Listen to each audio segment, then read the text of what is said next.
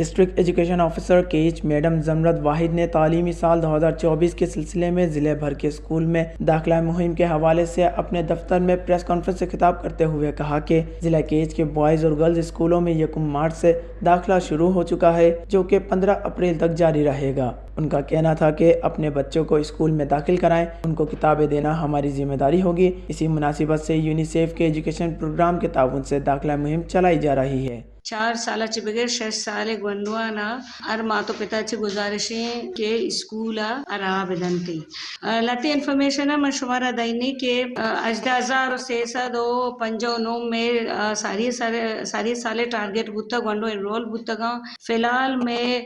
91,600 तकरीबन 30 गंडुआ के एनरोल्ड और अनुगी में नूके में टारगेट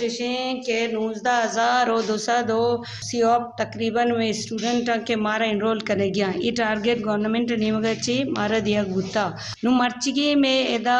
प्रेस कॉन्फ्रेंस से मकसद हमेशी के माँ आगाही विधियां आम मर्दुमारा के आ होती गंडुआ ना 4 साल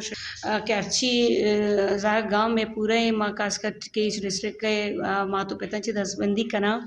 कि आ होती स्कूल आ होती की छुक्का न रहा विधियां ताकि यकी वो में नौके नस